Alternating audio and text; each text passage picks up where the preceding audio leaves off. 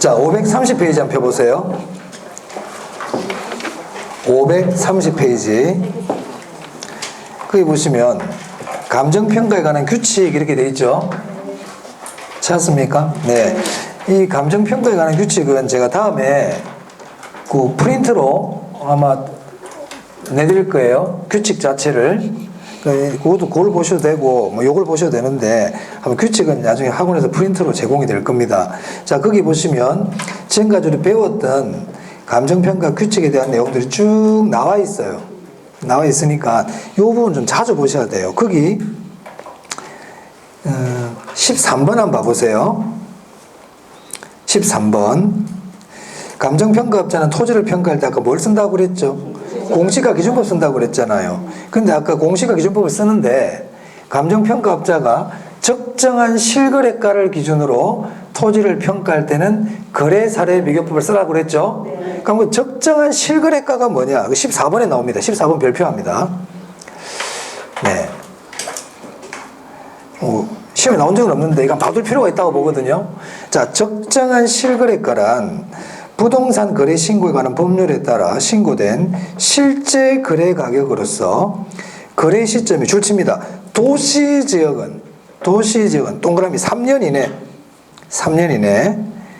그 밖의 지역은 동그라미 치세요. 그 밖의 지역 줄치고요. 5년 이내 거래 가격 중에서 감정평가업자가 뭐 여러 가지를 고려해서 적정하다고 판단되는 거래 가격을 말한다. 적정한 실거래가 무슨 뜻인지 알겠어요? 적정한 실거래가는 말 그대로 실제로 거래가 있었던 가격인데 도시지역 같으면 몇 년 이내에? 3년. 그 밖의 지역은요? 5년. 숫자 바뀌면 안 돼요. 5년 이내에 거래된 금액 중에서 감정평가가 봤을 때 적정하다고 판단되는 금액을 말합니다. 이걸 적정한 실거래가라 그래요. 자, 그 다음에요. 15번부터는 쭉 뭐가 나오냐면 물건별 감정평가가 나오거든요. 그래서 우리 교재 531페이지 보시면 물건별 감정평가 나와 있죠. 여기 중요하다고 그랬습니다. 자, 이제 우리가 물건의 가액 구하는 방법과 임대료 구하는 방법을 배웠기 때문에 이제 보도록 할게요. 토지 평가는 아까 했죠?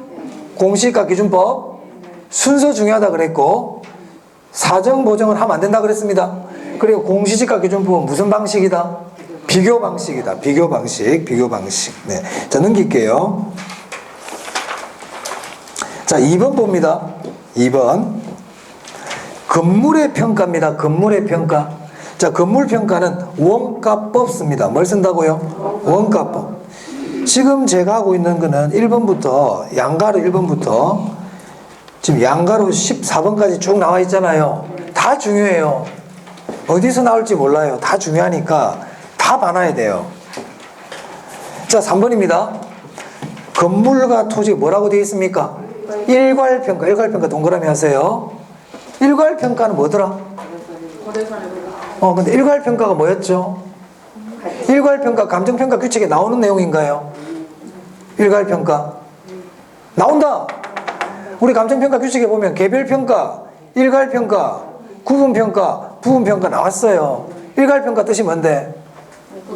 일체로 거래되거나 용도상 불가분의 관계에 있을 때는 같이 평가할 수 있다고 그랬잖아요. 그게 일괄평가예요.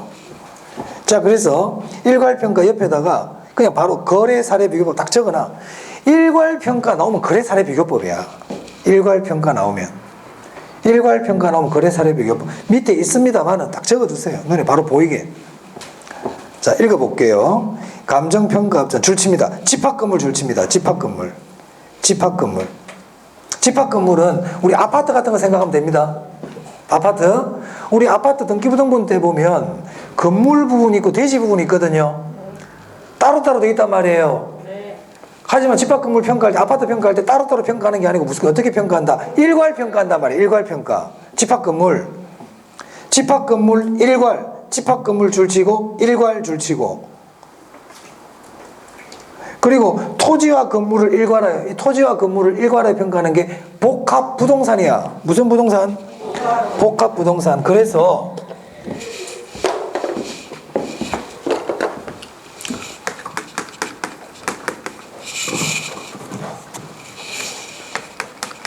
집합 건물하고요, 복합부동산은 어떻게 평가한다고? 일괄하여 평가한단 말입니다. 한꺼번에 같이 평가해버려라. 그때 무슨 법 쓴다? 거래사례비교법.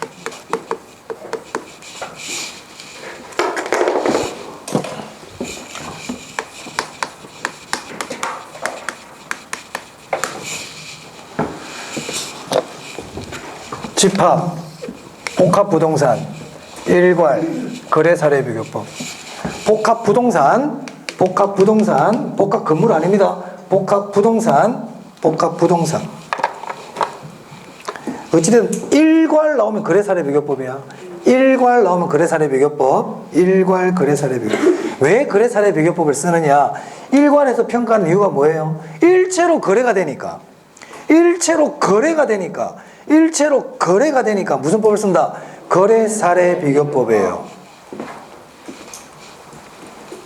자, 그 다음 대표적인 게 집합건물과 복합부동산이라 그랬습니다. 집합건물과 복합부동산. 자, 다음 산림인데요. 산림도 시험에 잘 나와.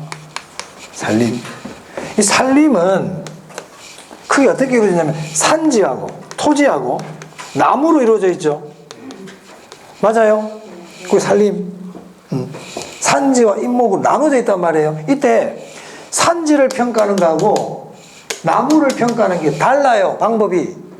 산지는 토지니까 뭘 써야 될까? 공시지가 기준법.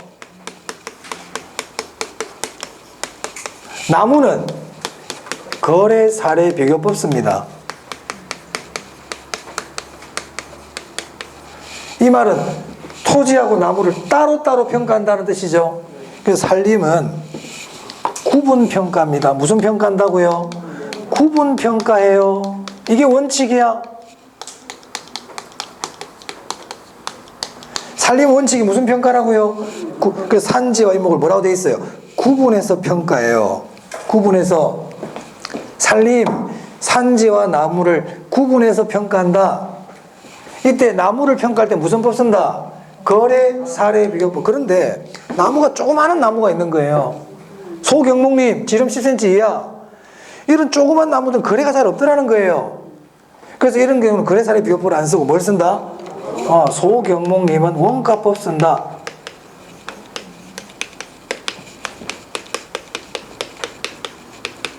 정확하게 하셔야 됩니다. 정확하게. 인목 알아두세요. 인목. 무슨 법 쓴다고요? 거래사례비교법. 소경목님은요, 원가법. 자, 그런데 우리가 산림을 거래할 때, 땅 따로 나무 따로 거래합니까? 같이 거래합니까? 보통? 일체로 거래하죠. 일체로 거래할 때는 일괄하여 평가할 수 있단 말이야. 자, 그 밑에 봅니다. 그 밑에 동그라미 2번. 산지와 인목을 일괄하여 평가한대요. 일괄? 그럼 무슨 법 쓴다? 거래사례비교법. 그럼 일괄하여 평가하는 이유가 뭔데? 일체로 거래되거든. 땅 따로 나무 따로 거래되는 게 아니고, 사실 그 앞에 말이 생략이 돼 있어. 일체로 거래가 되거든요. 일체로 거래가 될 때는 일괄하여 평가한단 말이야. 그때는 무슨 법 쓴다? 거래사례비교법. 자, 과수원입니다. 과수원은 무슨 법 쓴다? 거래사례비교법 씁니다. 자, 그 다음에 공장재단, 광업재단인데요. 이 공장재단, 광업재단은 시험에 다행히 잘 안 나오는데 이게 나오면 어려울 수 있어요. 무슨 말이냐? 자, 일단 읽어볼게요, 제가. 공장재단이 뭘까요? 공장재단. 자, 이게 공장이에요. 공장. 자, 공장에는 기본적으로 뭐가 있어요? 토지가 있죠. 맞습니까? 그리고 건물도 있습니까? 건물도 있죠. 그 요 안에 가면 기계도 있나요? 기계도 있죠. 건물 안에, 공장 건물에 기계도 있잖아요. 그리고 이 공장이 특허권도 갖고 있거든. 특허권도. 자동차도 있겠죠. 트럭 같은 게 있을 거 아니에요, 이렇게 트럭. 맞습니까? 공장재단이라는 거는 이 공장이 가지고 있는 모든 재산을 한꺼번에 등기를 하는 거예요. 번호를 부여해가지고. 공장에 있는 재산을 한꺼번에 다 모아가지고 공장에 있는 재산을 등기를 했어. 등기. 그럼 이걸 뭐라고 부른다? 공장재단이라고 부릅니다. 자, 공장재단 나오면 우리가 또 기억해야 될 게 있는데, 앞에 내용이었지만, 예전에 배웠던 거지만, 공장재단 뭐, 준부동산이죠. 맞아요? 준부동산이에요. 무슨 개념의 부동산입니까? 법률적 개념이죠. 광의부동산, 법률적 개념이야. 이건 우리 앞에서 나왔던 내용이고. 그럼 공장재단은 공장에 있는 재산을 등기해 놓은 거다. 그럼 공장재단은 어떻게 평가해야 되느냐? 원칙, 따로따로. 토지 평가하고. 무슨 법 써야 돼? 공시지가 기준법. 건물 평가하고. 무슨 법? 원가법. 기계, 나중에 나오겠지만 거래사례 비교법 쓰거든요. 특허권, 수익환원법 씁니다. 자동차, 거래사례 비교법 쓰거든요. 그럼 하나하나를 다 구해가지고 어떻게 다 더하면 공장재단의 전체 평가액이 나오겠죠? 맞아요? 그럼 공장재단의 원칙이 무슨 평가야? 개별 평가야. 따로 하나하나씩 다 하라고. 자, 그래서 그 교재 보세요. 공장재단을 감정평가할 때 공장재단을 구성하는 개별 물건의 감정평가액을 합산하여 감정평가해야 된다. 즉 개별평가해라 이 말이에요. 개별평가해서 다 더해라. 이게 원칙이야. 이게 원칙이라고. 근데 다만 예외가 나와요. 예외를 조심해야 돼. 계속적인 수익이 예상되는 경우 일괄이라는 게 나왔네요. 그럼 우리가 알고 있는 일괄은 무슨 법 써야 돼? 근데 거래사례 비교법 쓰면 안 돼. 뭘 쓰라고 돼 있어요? 수익환원법. 요거 시험에 나오면 잘 틀릴 것 같아요. 그죠? 우리는 왜냐하면 시험장 갈 때 일괄은 거래사례 비교법 이렇게만 기억하고 갔는데 공장재단은 일괄평가할 때 뭘 쓰라고 돼 있어요? 왜냐? 항상 거래사례 비교법을 쓰는 이유가 중요하거든요. 그 앞에 이유 보니까 뭐라고 돼 있냐면 수익이 계속 예상되는 경우 돼 있죠. 수익 동그라미 해보세요. 수익이 계속 예상되기 때문에 무슨 법을 써버려라? 수익. 그렇지. 왜냐? 이건 왜 그러냐면 여기에 있는 토지니 특허권이니 건물이니 기계는 전부 다 이 공장이 수익을 위해서 쓰는 거다. 무슨 말 알겠어요? 그래서 앞으로 여기서 계속 수익이 또 계속 될 거다. 수익이 계속 예상될 거야. 장래. 그러니까 무슨 법을 써버린다? 수익환원법 쓰는 겁니다. 시험에 나오면 잘 틀릴 것 같다. 지금 안 낸 게 정말 다행이다. 이거 빼고는 일괄평가 나오면 다 거래사례 비교법이에요. 근데 공장재단은요? 일괄평가 무슨 법 쓴다? 수익환원법 씁니다. 조심. 자, 광업재단이에요. 광업재단은 마찬가지로 우리 광산에 가면 광산도 여러 재산들이 있습니까? 네. 산도 있겠고 광업권도 있어야 될 거고 채굴하는 기계도 있겠고 맞아요? 근데 얘들은 광업재단은 어떻게 평가하느냐? 수익환원법 씁니다. 광업재단은 개별로 평가한다는 말이 있어 없어? 없어. 이것도 물어보면 어려워. 공장재단과 광업재단은 공장과 광산의 각각의 자산을 개별로 평가한다 그러면 X예요. 공장재단은 개별로 평가하는 게 원칙이지만 광업재단은 그런 말 없어. 그냥 수익환원법이야. 그렇게 물어보면 어렵겠죠. 근데 그렇게 잘 안 물어봐. 시험에 지금까지는. 그래서 우리 시험은 어렵게 안 낸다잖아. 내가 쉽게 낸다니까. 자, 공장재단, 광업재단 조심해서 봐두세요. 자, 그 다음 자동차입니다. 자동차. 그럼 자동차는 왜 나오느냐? 준부동산이거든요.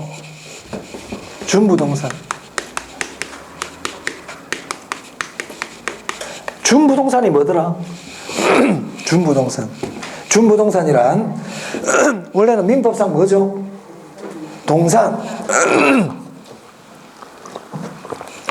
민법상 동산인데 부동산과 유사한 공시방법을 갖추면 등기 등록이라는 공시방법을 갖추면 부동산으로 취급해 주는 거잖아요.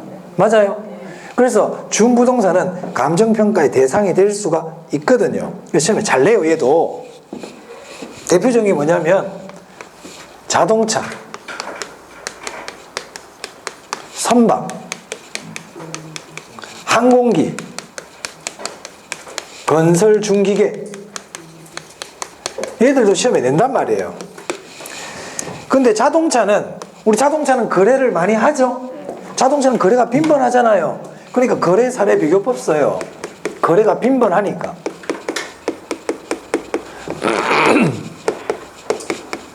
근데 이 세 개는요. 나 저기 선박 샀어. 나 저기 항공기 한 대 샀거든. 나 저기 대형 크레인 하나 샀어. 이런 말 잘 없죠? 그래 얘들은 거래 사례 비교법 쓰기 힘들단 말이에요. 그 얘들은 뭘 쓴다? 원가법 씁니다. 뭘 쓴다고요? 원가법. 거래가 많이 일어나지 않거든 얘들은. 아까 거래가 많이 없는 부동산들은 원가법 쓴다 그랬죠? 이것도 마찬가지예요. 거래가 잘 일어나지 않기 때문에 원가법 씁니다. 자, 8번입니다. 임대료입니다. 임대료. 임대료는 뭐 쓴다고요? 임대 사례 비교법 써요. 임대료 뭘 쓴다고요? 기억해 두세요. 임대 사례 비교법. 이게 약간 바뀐 부분이거든, 몇 년 전에. 기억해 둡니다. 임대 사례 비교법. 그 다음에 9번인데요. 무형자산 나오죠? 거기 보면 1번, 2번은 신경 쓰지 말고요. 그냥 무형자산 나오면 수익환원법 씁니다. 거기 동그라미 3번 보세요. 영업권 줄치고요. 영업권. 영업권이 뭐냐면 우리 권리금 같은 거 생각하시면 돼요. 영업권은 무슨 법 쓴다? 수익환원법. 그 외 특허권, 실용신앙권, 뭐 상표권, 저작권 같은 지적재산권 있죠? 이런 것들 뭘 쓴다고요? 수익환원법 써요. 뭐 원가법 어떻게 쓰겠어요, 이거를? 원가법 쓸 수가 힘들잖아. 특허권. 이 특허권을 만드는데 똑같은 특허권을 만든다는 비용에서, 그게 제조자로 원가잖아. 거기서 감가를 하는 게 원가법인데 그런 걸 할 수가 없죠, 특허권은. 맞습니까? 거래사례 비교법. 이거하고 비슷한 특허권이 어디 있어? 특허권인데. 거래사례 비교법도 쓰기가 힘들죠. 특허는 거래가 막 일어나는 게 아니거든, 또. 그래서 무형자산은 무슨 법 쓴다고요? 수익환원법 씁니다. 그 밑에 유가증권 있죠? 네, 안 봐도 돼.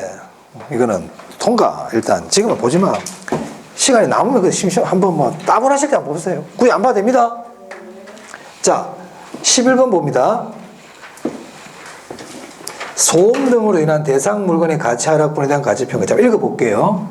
감정평가업자는 줄칠게요. 소음, 진동, 1조 침해, 환경오염 줄치세요. 쳤어요? 자, 맨 뒤에 고려하여야 한다 줄칩니다. 줄치고 이제 읽어볼게요. 감정평가업자는 소음, 진동, 1조 침해 또는 환경오염 등으로 대상 물건에 직접적 또는 간접적인 피해가 발생하여 대상 물건의 가치가 하락하는 경우에 그 가치 하락분을 감정평가할 때 소음 등이 발생하기 전에 대상 물건의 가액 및 원상 회복 비용 등을 고려하여야 한다 돼 있죠. 이게 무슨 말이냐? 감정평가사 감정평가하러 갔는데 그 지역이 보니까 너무 소음이 심해. 1조 침해, 진동, 환경오염 이런 게 너무 심한 거예요. 그래서 그 대상 물건의 가액이 현저하게 떨어진단 말입니다. 무슨 말 하겠어요? 그럼 감정평가사 그 물건을 감정평가할 때는 이 물건의 원상 회복시키는 비용 등을 고려해서 감정평가를 해라. 즉 원상 회복 비용을 뭐 고려해야 한다. 고려하지 않는다 그러면 안 됩니다. 그럼 제가 줄쳐드렸잖아요.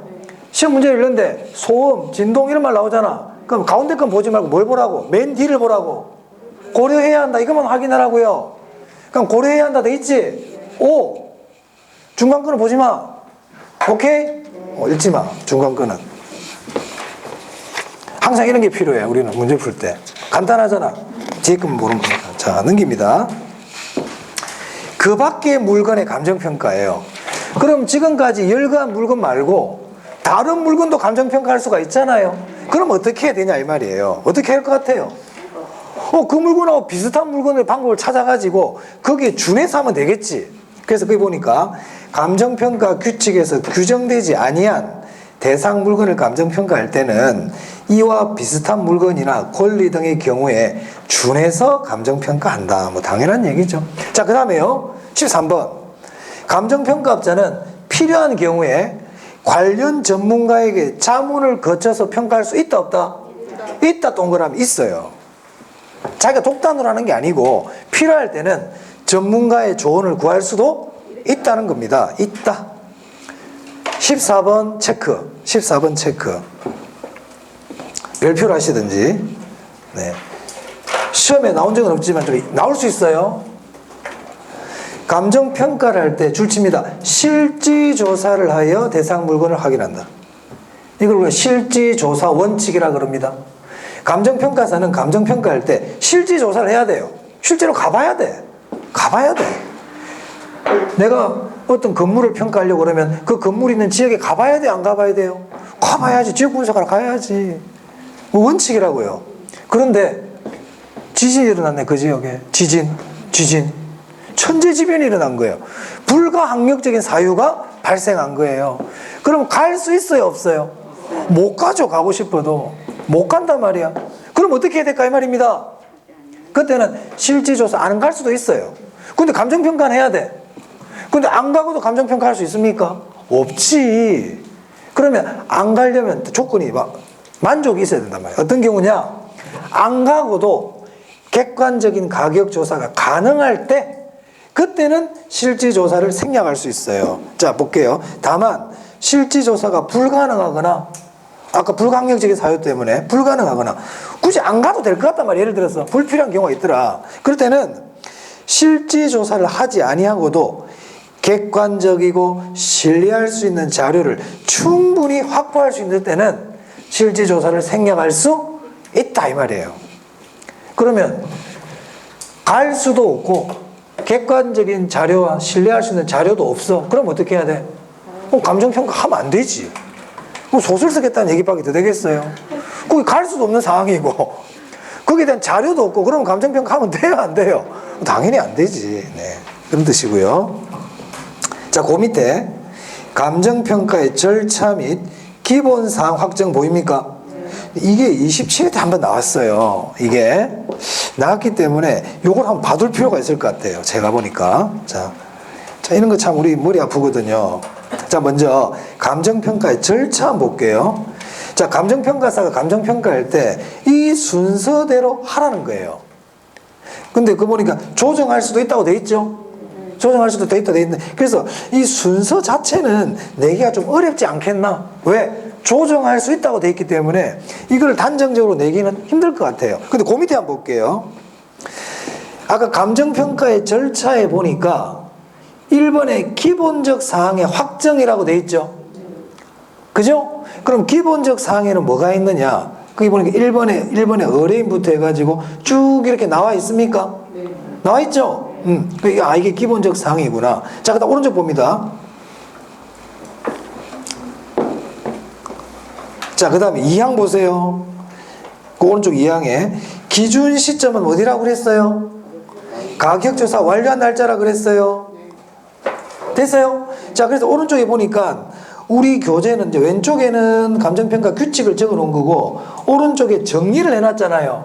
감정평가의 절차하고 기본사항의 확정. 자, 이제 요걸 조심하라는 겁니다. 뭘 조심하느냐? 자, 기본사항의 확정에 밑에 보니까 의뢰인부터 8번 수수료까지 나와 있죠?